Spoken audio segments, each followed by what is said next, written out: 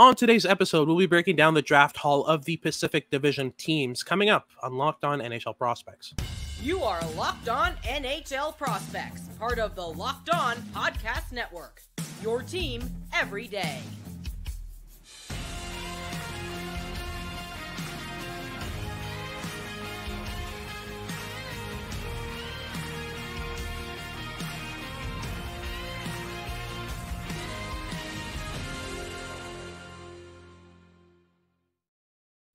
All right, so thanks for tuning in to today's episode of Locked On NHL Prospects. Hadi here with Sebastian High, representing the podcast of Locked On NHL Prospects, your team every day. On this podcast, we break down everything prospects related for you 5 days a week, Monday to Friday.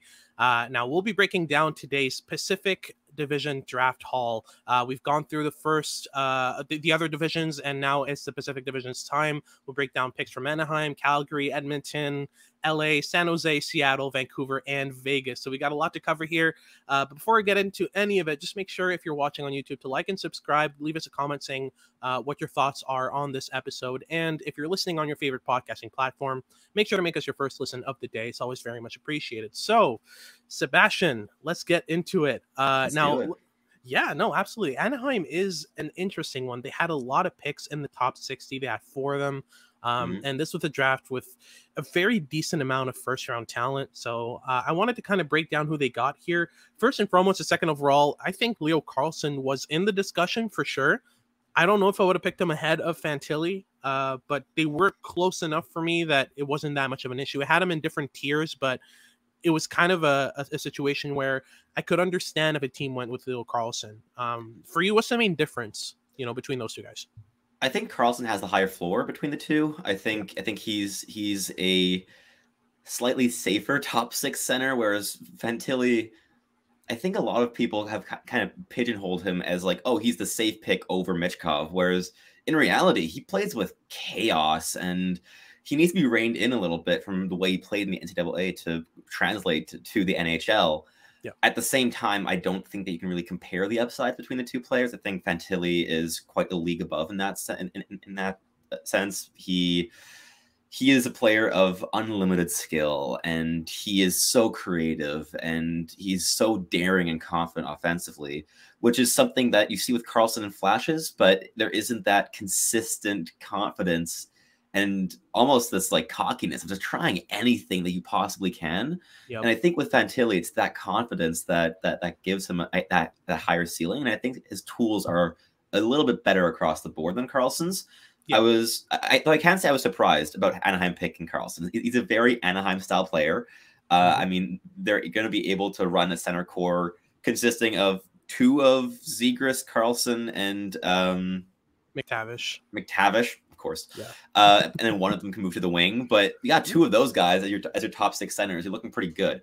So it's not a bad pick whatsoever. Carlsson is a second overall caliber player without a shadow of a doubt, in my view. In any other draft, for sure. That's the thing. Yeah. But I think that Fantilli would have been a great fit in Anaheim as well.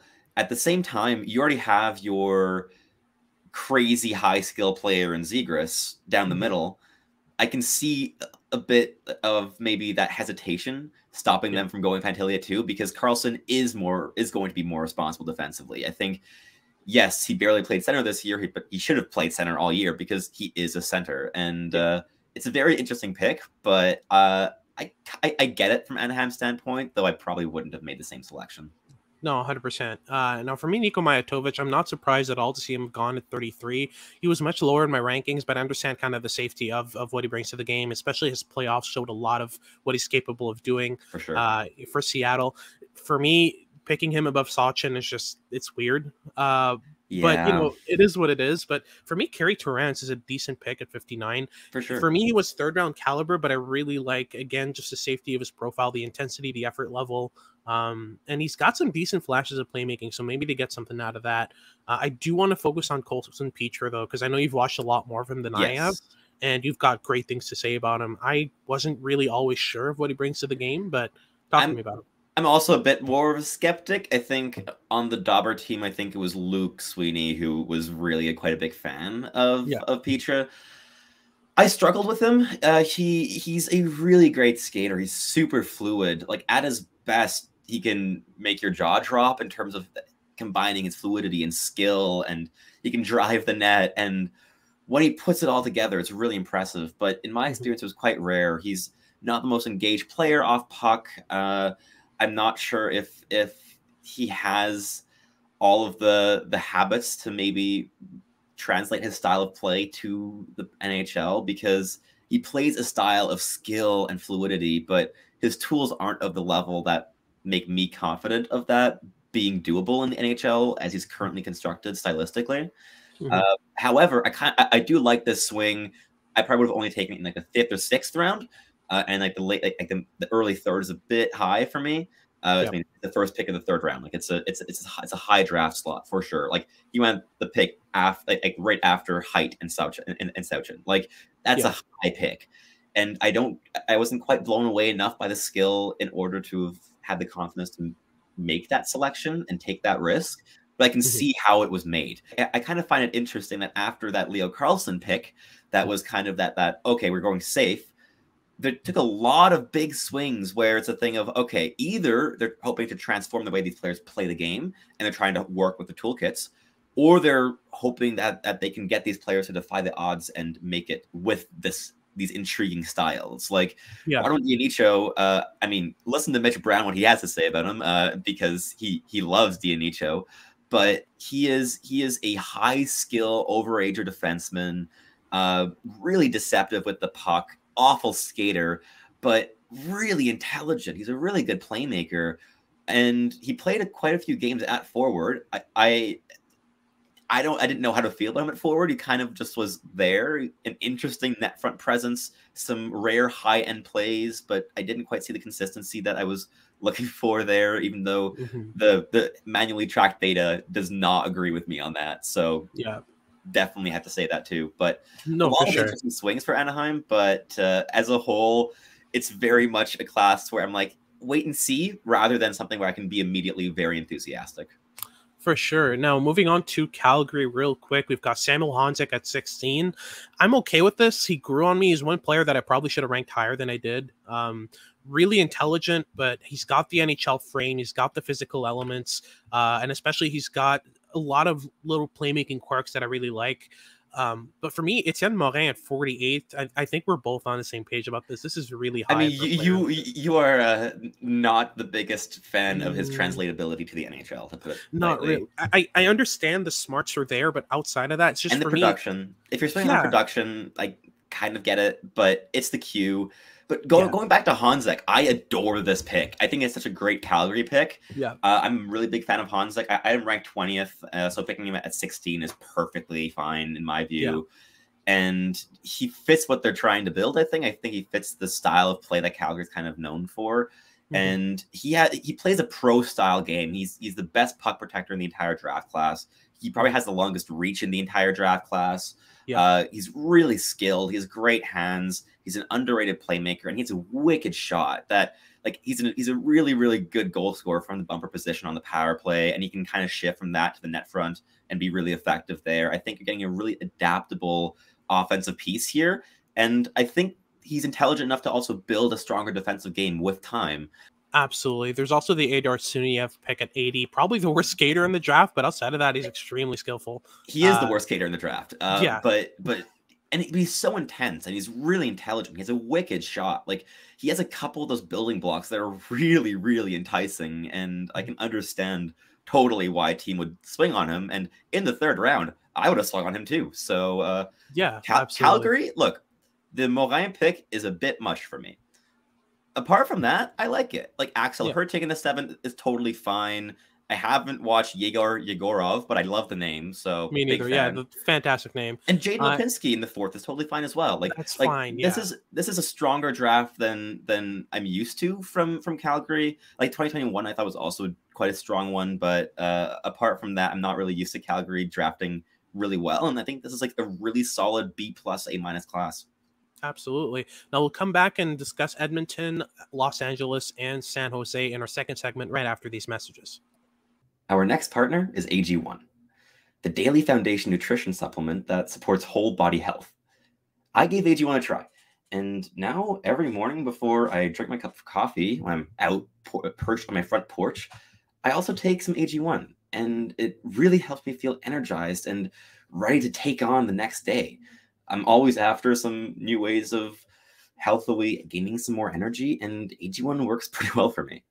If a comprehensive solution is what you are after, then try AG1 and get a free 1-year supply of vitamin D and 5 free AG1 travel packs with your first purchase. Go to drinkag1.com/NHL Network to check it out. That is drinkag1/NHL Network. Go check it out. All right, so for our second segment, we're going to be discussing Edmonton, LA, and San Jose in terms of their draft picks and the draft haul they got. Now, Edmonton's pretty straightforward. Pretty had quick. A pick in the second, the pick in the sixth, and the pick in the seventh. So have you watched the picks in the 6th and the 7th? Because I have not scouted them. Me neither. So let's focus on Bo Akey. We'll focus on Bo Akey. Look, I am not used, again, for some reason, Albertan teams and drafting, but I'm not used to Edmonton making like really, really high value selections, especially in the top 2 rounds. And Bo Akey is just that. Like getting Bo Akey, who is a tremendously mobile right shot defenseman, one of, if not the best transition defender in the entire draft class. Some really untapped offensive potential that was really starting to show a lot more in the second half of the season.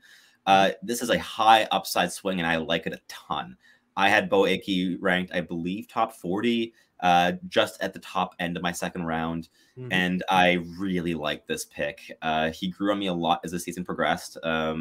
And I think Edmonton got a keeper here. I think, especially if you can if you can get him to the NHL on a third pairing to start with a guy like Brett Kulak, I think Bo Akey could learn a ton from a player like Brett Kulak in terms of that combination of mobility, transition defending, and puck moving ability.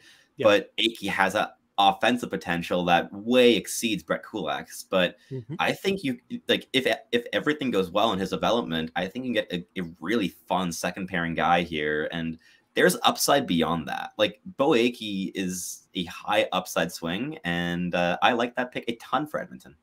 Absolutely. Same here. I mean, just the transition ability alone should be his ticket to the NHL. It's just fantastic. I didn't understand at the start of the year why he got, I think, an A grade from Central Scouting at the midseason rankings. But I quickly realized why as the year ended. Now, moving on to Los Angeles, they didn't have a first rounder, but they got Jakub Dvorak at 54th overall. I knew he was going to go in the top 60. I think see much. Fine. It's fine. Like, especially if you're picking him in the late, like mid to late second, late second. Totally fine. He is big. He's mobile. He is a bit of a deer in the headlights under pressure coming from ahead of him, but he's weirdly good on retrievals. There isn't much offense in his game, but if he becomes a bottom 4 defensive presence who's mobile and is a decent passer when not pressured, I think it's fine. But I think especially if you switch that pick with 78, where they got Cohen Zimmer, who fell further than he should have, in my view, despite the big question marks that remain in his game. Yeah. How do you feel about the Zimmer pick? I love it. I mean, at 78, I've always had kind of my reservations and doubts about Zimmer, but not to a level where I saw him. Yeah, no, in the third round is fantastic value. I would have started considering him at 45. That was where I kind of had him. So flipping him with Dvorak makes a lot of sense. For me, Zimmer he's a fantastic scorer. He's got some decent flashes of playmaking elements. I don't like the awareness and the inside driven game. I think he's fairly peripheral, especially off the rush. He loves to drop down the lane and loves to drop down the boards and just take shots from the outside, which right now works. I'm not sure how it translates, but I think that he's smart enough in order to develop a better kind of inside game as he grows. But for me, the main guy out of this draft that I'm just absolutely astounded at the values, Matthew Mania at 150. That's ridiculous. Yep. I mean, you can talk about him in length. I love him as well, but I'll let you carry on. Oh, Mania, I love him. I mean, every time I talk about him, I have to say his style matches his name, and I adore that to my core. Like, he plays with chaos. Like, he plays a manic style of hockey, and that is amazing to me. But beyond that, this is another high upside swing, kind of along the lines like Bo Akey. I had them ranked in a similar range as well. He's not as refined as Akey is. He's not as good of a skater as Akey is. but he's way more daring offensively. He tries things. He's really poised under pressure. He's one of the best defenders in this draft class at drawing in pressure in order to make a play and create space for teammates and maybe make a little saucer pass into space. And he's really, really intelligent and composed, which is a great combination. Now, defensively, he's a bit more chaotic, and he'll need to rein that in a bit. But he's raw, and he'll need time. But if you're picking a guy in the 5th round, you're not expecting to get an NHL player within the next 3-4 years. So you can give him that time. I'd say give him another 2 years in the O, give him 2 or 3 years in the AHL, and I think you're getting a really fun player after that, and it's worth the investment. So Mania at 150 is an awesome pick. Agreed, absolutely. So now we've got a big one in San Jose. 2 first-rounders, a second-rounder, a third, couple of 5ths, couple of 7s. But let's focus on the top end here. We've got Will Smith at 4th. For me, it's decent at this range. There were a couple of guys I still, would have taken ahead. I absolutely love Zach Benson. I absolutely love Matvei Michkov. Yeah. But Smith was one of these guys that you knew was going to be gone by 4th overall. Yeah. And he absolutely was. Fantastic with the puck. Great stick handler, great playmaker. Does rely a lot on spacing, and his foot speed doesn't match his play style. I've always said he plays like a Zegras, he plays like a Cooley, but without the speed. So even though a guy like Zach Benson is a less good skater, I'm more concerned about Will Smith's skating because it doesn't match the playing style. But for me, the value that they got in Quentin Musty at 26 is just absurd. He never should have fallen that far. And I think the public really, really liked him a lot, especially towards the end of the season. Like the second half, like when Sudbury made the coaching change and he started finding some awesome chemistry along with Coach Delic on that top line in Sudbury. Oof, he was rocking up boards. I mean, he finished at 11th for us at Dobber. I think he finished at 11th on my personal board as well. He is a high-end talent, and yes, he is raw. You're getting far from a complete package here, but in terms of raw toolkit, he must be top 6 in the draft class. He is an elite level handler, an elite level playmaker, and a really has a damn good wrist shot. The slap shot mechanics are weirdly weak, I think, by contrast, but that can work. You can work on that with time. But he's a true triple threat in the offensive zone, and he's super creative. He's learned to use his line mates a lot better to create space and make plays, and he's far less selfish than he was to start the season, which was a great progression to see. As a whole, it's an awesome pick. And I also quite like the 36th pick for Kasper Halttunen. I had him ranked a little bit lower, but I can totally understand why a team would swing on him. He was kind of snake bitten in terms of Liga scoring. He did not have a single goal, I don't believe, in Liga, but he had over 4 individual expected goals because he shoots a lot and he's good at finding goal scoring positions, and he gets there consistently. And he was just absolutely snake bitten, but he has a ridiculously good shot. He's scored a ton in junior. And he loves to shoot. He just loves to shoot. But like he hit 15 plus shots multiple times this year. It was insane. But it was very clear to me also at the U18s. It really confirmed things for me where I had already thought like this is by far the best Finnish player in this draft class for quite a good segment of the season. And at the U18s, like he was Finland at the U18s, absolutely. And he was their star. And I can totally see the rationalization of this pick. Now, I think he needs to work a bit on his give and go game. I think the distribution needs to work a bit. I think he defaults to shooting a bit too much. Yeah. I think he could be a bit more active off puck. Like obviously there are things that need to be worked on because you're picking him in the second round. You're never going to get a complete NHL ready, impactful player in the second round. But I like this pick. It's a sneaky good pick in my view, and I've liked Halttunen a lot more than I think a lot of other people in the public. I think many have some reservations, but I always had a bit of a soft spot for him. Oh yeah, I certainly do have my reservations.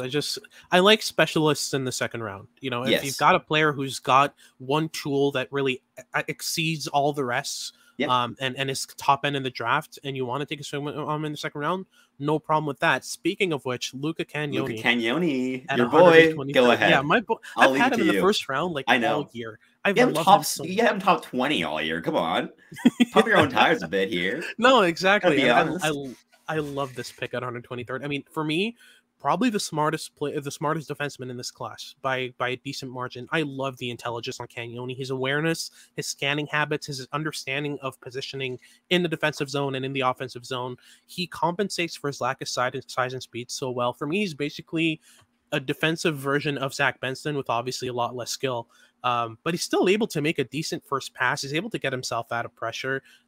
He's able to open up shooting lanes at the blue line, especially. He's a really good offensive defenseman, but I think that you can refine his defensive game, improve his skating, and you can get a really, really good kind of number 2, number 3, two-way defenseman out of him if you develop him well. But this is a pick that really you're kind of giving the reins to your development team and trusting them with making a good player out of Cagnoni, because he does need a lot of refining to get where he can, but the baseline of intelligence is so high that all you need to do is just work on the toolkit, work on improving the skating, tweaking it a bit, making him a bit more explosive, and maybe adding a bit more core strength to him so that he can get under opponents' hands and make hits.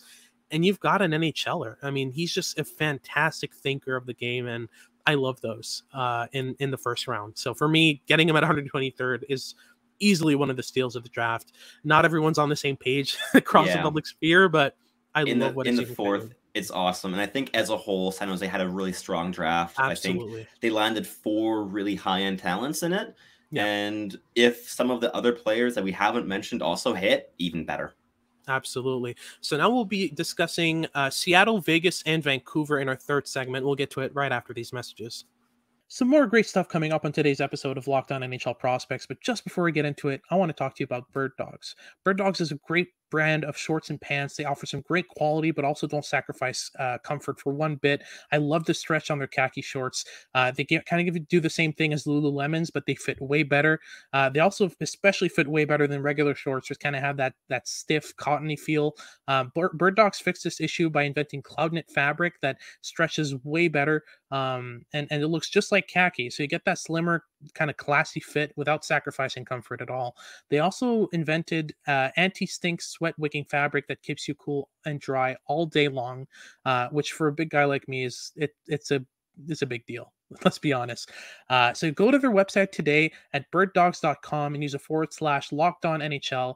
Enter the promo code LockedOnNHL for a free Yeti style tumbler with your first purchase. Again, that's birddogs.com /LockedOnNHL for a free Yeti style tumbler with your order.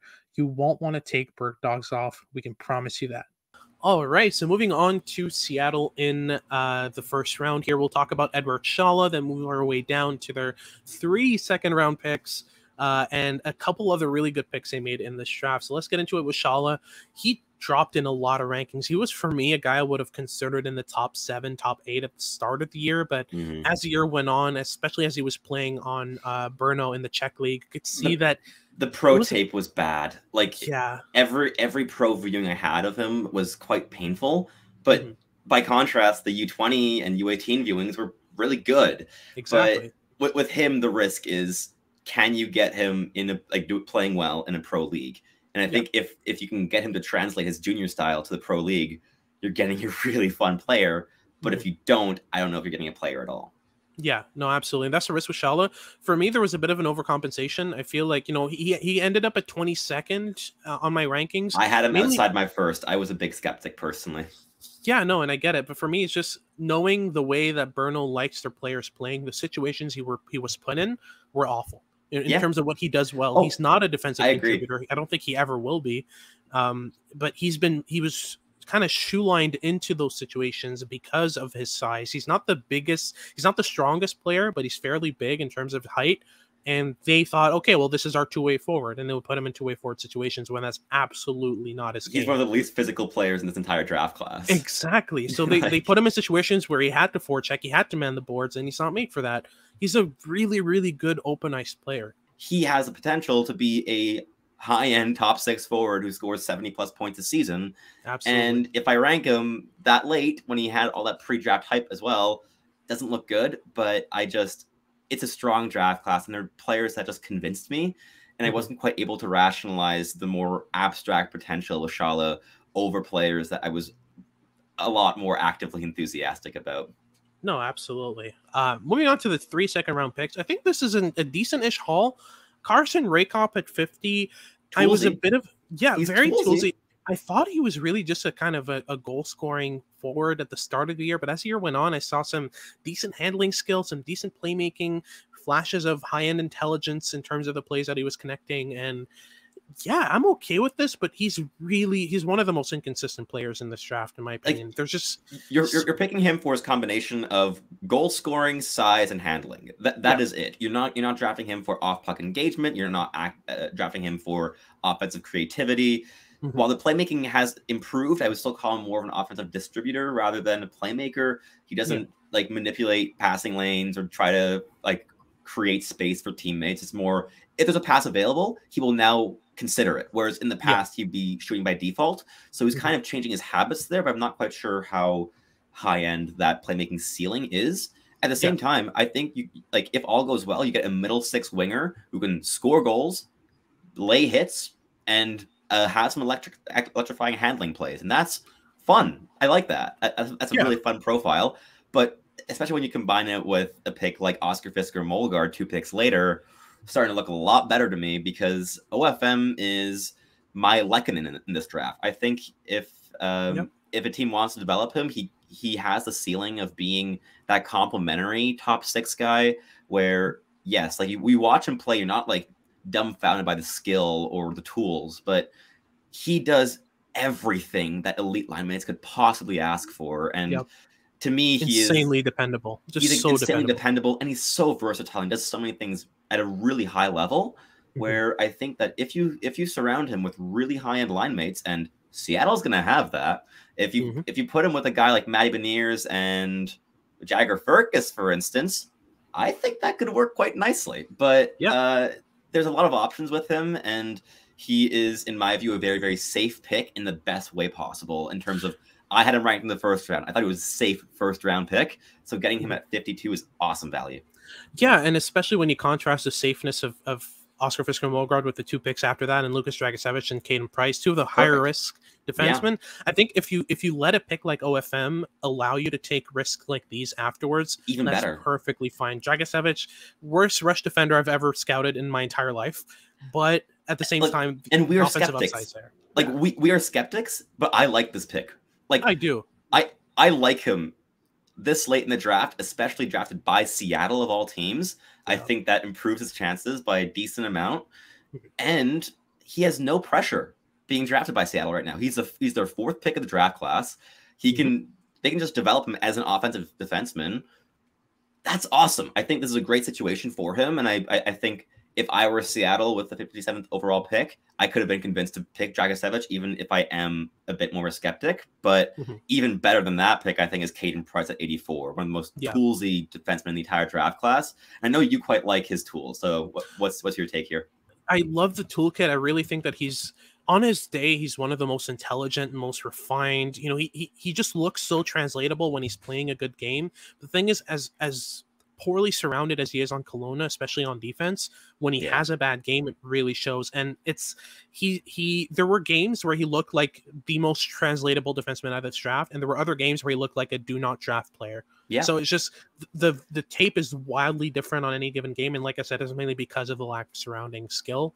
And he's one of the youngest players in the class too. I believe he's an August birthday, so you got some nice runway there. And I'm really curious to see how he progresses next season, because there were some really like gut-wrenching moments in terms of like watching it as a scout. Like the decision making on times was just, there were some rough patches there for sure. But he never should have fallen to the 3rd round, in my view. And getting him at 84th of all picks, that's a great swing for Seattle. And the 2 other picks I kind of want to give a shout out to are the last 2 picks of Seattle in the draft class. I think getting Zeb Fjorsfall and Zachariah Wisdom with a 6th and a 7th is pretty damn good value. Great value. Yeah, absolutely. You're not getting a guaranteed NHLer with either player, but you're taking a nice swing. And Zachariah Wisdom deserved to get picked last year. I think I'm very happy that he finally got selected towards the end of this draft. And Zeb Fjorsfall is really skilled. He's really fun. He's a long shot, but I think if he makes it, you get an electrifying middle 6 piece. And if you can take that swing in the 6th round, that's nice value for sure. Absolutely. So let's move on to Vancouver now. I don't know if you agree with this, but I feel like they were maybe going to fill a need at right D. Really? Right D, you think? So yeah, Tom Villander at 11th, just ahead of someone we kind of like called Zach Benson.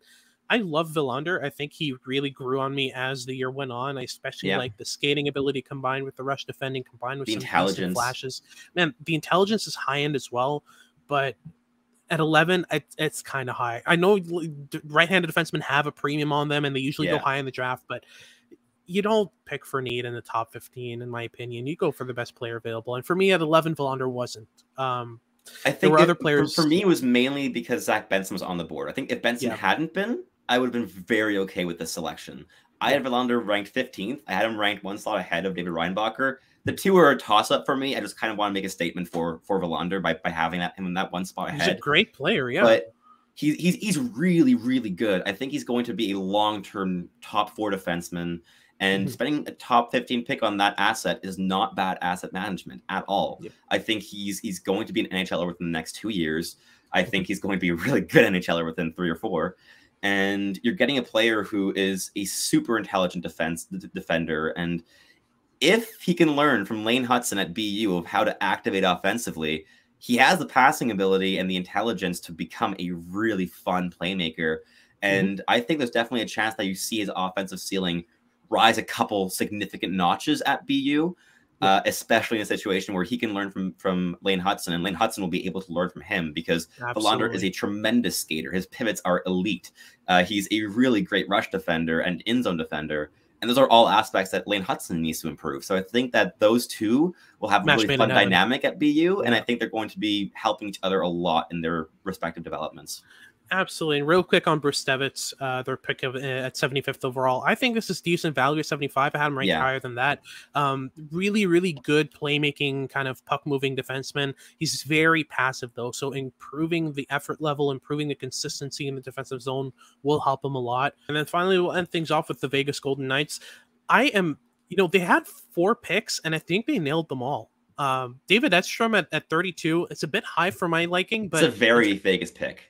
It's a contender's pick. Like, if they like Nick Waugh, they're going to really like David Edstrom. Exactly.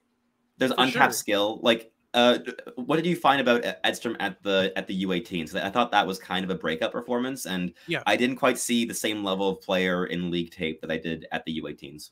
Exactly. For me, Edstrom really showed that he is so mature for his age in terms of his abilities. A lot of his skill set is very refined. He's not the type of player who's going to exceed expectations offensively in any margin. Not flashy.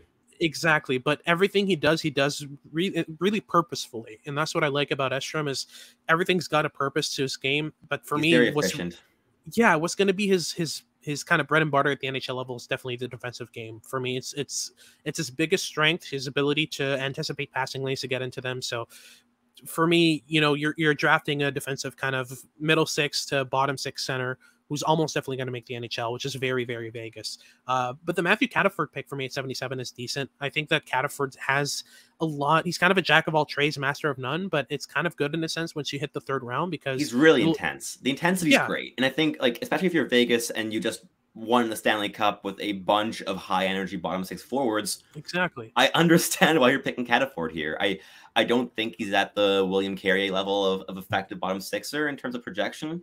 But I understand the reasoning, but there were just so many players left on the board that I would have swung on. Like Jaden Perron is the big one for me. That's one that, it's the one that got away. It's a very different projection there, but I love the R2 Karki pick. Like I think I was a bigger fan of his throughout the season than you were, but I was a big fan of the offensive creativity. I wasn't quite as put off by the defensive game as other scouts were. That could have been a sample issue of mine, but I love the creativity. He's really daring. He's quite mobile.